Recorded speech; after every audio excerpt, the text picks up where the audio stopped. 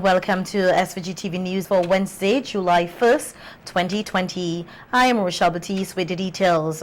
Prime Minister Dr. Ralph Gonsalves on radio today announced that come Monday, July 6, 2020, 347 grade 3 and grade 4 students from 12 primary schools across SVG will receive financial support under the Zero Hunger Adopt a Classroom program. PM Gonsalves said the grade 3 students will receive a check and a book certificate totaling $640 EC, while grade 4 students will receive a check and a book certificate totaling $680. The students of the 12 primary schools which will benefit from the assistance are the Barley Anglican, Barley Government, Chateaubelair Government, Fay Hall Government, Clare Valley Government, Calico Government, Gomez Methodist Fancy Government, Lourdes Government, Rose Hall Government, Myro Government, and the Sandy Bay Government School.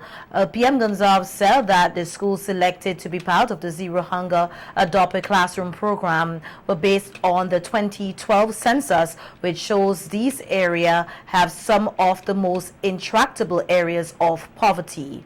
On Monday the 6th, that is Monday next week, which would have been Carnival Monday but for COVID, we are giving out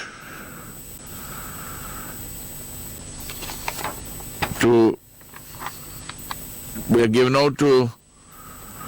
347 students in grade 4, grade 3 and grade 4. All of them will get $350 cash in a check, and those who are entering grade 3 will get a book certificate valued at $290 additionally. And for those going to grade 4, we'll get a one for $330, a book certificate.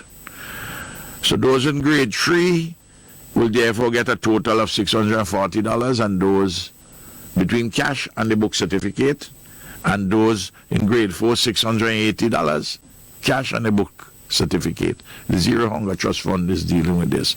PM Gonsalves noted that the aim of the Adopt a Classroom program is to, among other things, review and improve the provision of resources available to parents and their children, such as books, uniform, and meals, to maximize primary school attendance, as his government believes that education is a way out of poverty. He said that the Zero Hunger Trust Fund, which was established by his government on April 6, 2016, is sponsored by Dubai and a month of his salary each year. $9,000 something is 3,000 something US. The fellas in New York must be laughing when they hear that Ralph is making just 3,000 something US a month. Yeah? But out of it, out of that money which I make every year, 1 month's salary goes to the Zero Hunger Trust Fund. In short,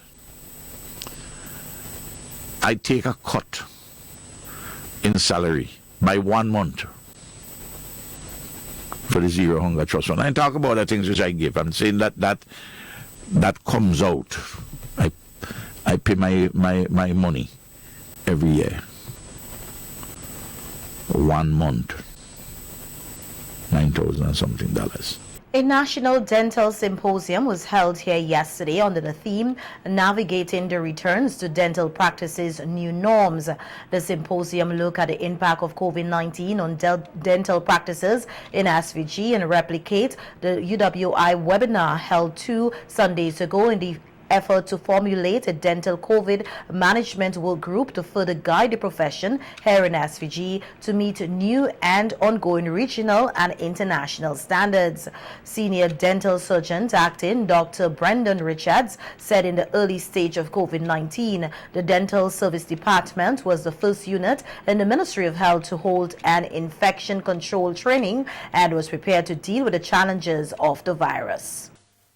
Whilst the pandemic was still in its early stages of a global epidemic, as early as February 6th and 7th of this year, The Dental Services Department was the first unit within the Ministry of Health to have held an infection control training workshop. When the pandemic made incidents in St. Vincent, the department allotted to the disposition of the Ministry of Health personnel that participated in the Ministry of Health's Don and Doffing training initiative and were instrumental in providing practical training to corporate bodies and organizations.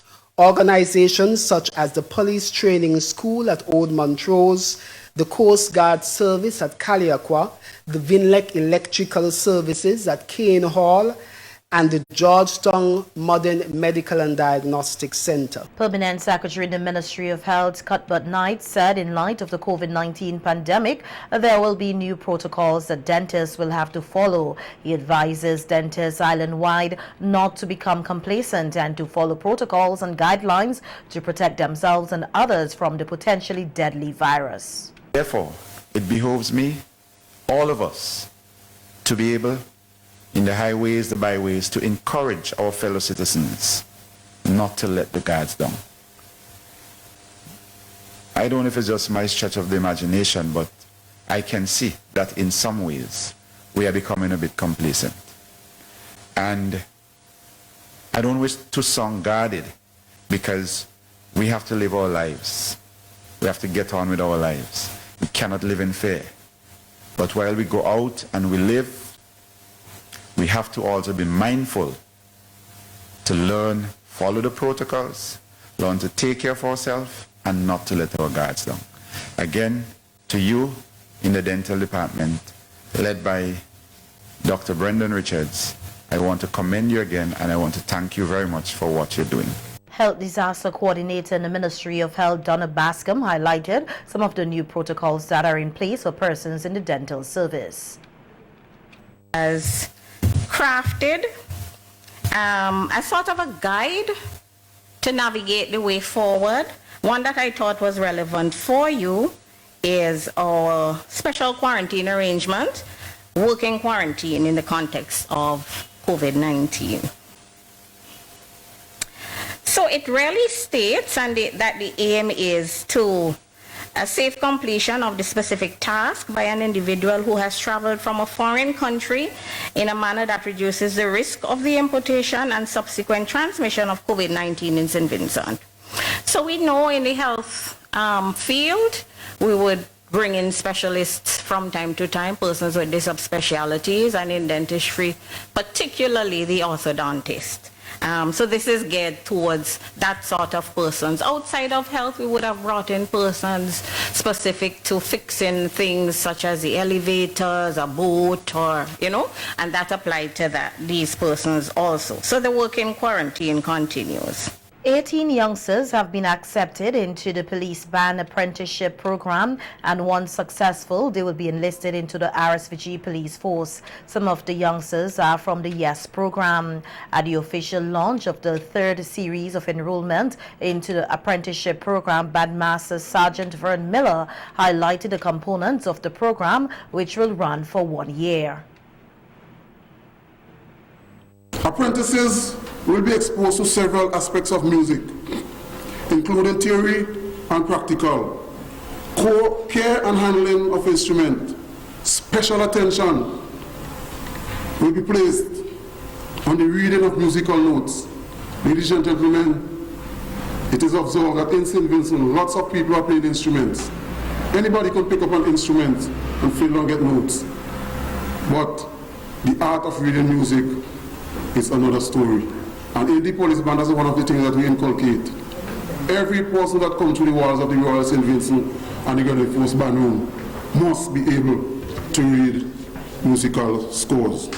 Commissioner of Police Colin John told the youngsters great opportunities are in store for them, but they must be disciplined and portray positive behaviors at all times. This is a win-win situation for both the Royal St. Vincent and Grenadiers Police Force and most of the band, and also the Ministry of National Mobilization, where persons are gaining what can be referred to as permanent employment, in that when you successfully complete your stint as apprentices, you can be enrolled, and over 24 persons thus far have been enrolled as full-fledged police officers. So it is in fact a success story between the Royal St. Vincent and Grenadines Police Force and the Ministry of National Mobilization.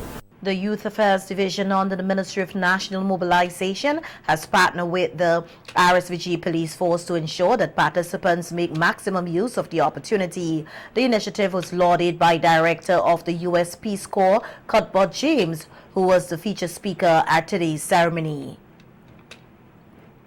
Do not be distracted. I wish, when I was learning music in my early years, I wish I had something like this. I had to leave out every Saturday, pay a bus to Kingston, pay another bus to Arnesville, and then pay a monthly fee to learn music.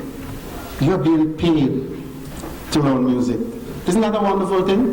Being in this institution, it represents discipline, and this is exactly what we are expecting of all the trainees who are here this morning. As was mentioned by Mr. John, discipline takes you a long way, not only as playing instruments, but in your whole capacity building. You are very young and you have a lot ahead of you, so whatever is being instilled in you, we expect you to pass it on and to take it into your professional lifestyle. Our news team spoke with some of the participants who, for the next year, will be learning to play more than 5 instruments at the police band room at Old Montrose. They share their reasons for joining the program and their expectations. Well, music is a way of life. Like the famous, as I quote, like the famous Bob Marley once said, one good thing about music, when it hits, you feel no pain. I entered the program because I'm really a fan of music. I enjoy music. Music gets rid of mostly all the stress and stuff, and I see it as a great opportunity to learn more about music. I'm an auxiliary officer, and I wanted to get over into the police force as one. And music is a part of me as well, you know, singing in church and other things, and I desire to play those instruments and to come out as one of the best instruments in this program. Somebody told me that they are signing up for the YES program, so I decided, and one of the interviewers, I want to be a musician, so yeah, so she told me about the program. A past student who was among the first cohort shared what it took to complete the program, especially being one of the few females enrolled at the time. The commissioner and everybody has said discipline foremost. I'm one who firmly believes in rules and regulation, and you have to have a level of respect for yourself, and everything that starts at home, as they say, manners and behavior, it goes a very long way. Which one is one of your favorite instruments? I'm a trumpet player. How difficult is it or easy is it now? Well, starting at the age of 16 at church where I used to play, it's not one of the easiest instruments to learn, because the minute you put it down, you have to get your lips back in tune, so you have to keep practicing at it to come to a standard. I'm yet a bit far off, but I'm getting there day by day. The COVID-19 pandemic has posed some challenges and opportunities for the Royal St. Vincent and the Grenadines Police Force. So says Commissioner of Police Colin John during an interview with SVG-TV News. He said his officers were forced to perform their duties differently even when making arrests. Post-COVID or during the COVID period, you have to be more careful in that you don't even, not only think about the physical harm to you, but you have to treat everyone as if they may be infected with the COVID virus. So the way in which we apprehend persons, we have to take that into consideration. Also, some police officers who were involved in the contact tracing or who were in some way suspected of being in contact with persons who may have had COVID, we made sure that they stayed at home or they stayed in a quarantine facility so that it would not have infected the organization. Commissioner John said that ensuring persons adhered to quarantine orders was a challenge for police officers. Assistant Commissioner of Police Christopher Benjamin was assigned to the Ministry of Health COVID-19 Task Force, and he explained how officers were able to conduct their duties, ensuring that law and order were maintained. Those who are in quarantine, that was the challenges faced. Saying that this was new for us, at the incept, they didn't want to adhere to the quarantine, self-quarantine, so we have to do so with court orders and make sure that it's being adhered to. Keep checking on them, and if for some reason they cannot be contacted, it's our responsibility to make sure that we check that person and make sure that they stay in contact with health and adhere to the quarantine. But as time progresses, people understand the serious nature of it. Superintendent of Police in charge of administration, Leon Fergus, said regular operations at the various police stations had to change and will continue in this way as they seek to ensure the safety of all police officers and citizens. We put at the police stations, we put sinks outside so that persons, the general public, when they come to the stations, we ask them to wash their hands before they enter the station, and we also we build barriers so that when the general public come to the police stations, they would not interface directly with the police, because we would have put up barriers. Police Commissioner Colin John is urging all event promoters and any person who may be granted permission to play amplify music during this time of COVID-19 to comply with all the guidelines once the ban is lifted. The Commissioner of Police said that talks are being held for a definitive date for the lifting of the ban. However, he said that it is only a matter of time when this will happen. Given permission, we don't want to destroy all that we have had before and just throw caution to the wind. So it's a matter of striking the right balance, and that is in consultation with the Ministry of Health and their advice. When, I would say when as opposed to if, because I realize at some point it will have to be done. That is done. Certain protocols would be in place, and we would really encourage persons, entities who are willing to have events to adhere to the protocol. You're not only protecting other persons, you're protecting yourself as well, because no one is really immune against the COVID virus. So it's a matter of striking the right balance, as I said before. Commissioner John said Vincentians were generally compliant with the ban on amplify music, which has been in place for the past 3 months. No one was arrested. We spoke to persons and they generally complied and adhered to the protocol. We are fortunate that we didn't have to take the heavy-handed approach as some other countries did really. I think the Vincentian public, they're generally responsible and well-behaved. They have the few elements, but the Vincentian public is generally responsible and well-behaved.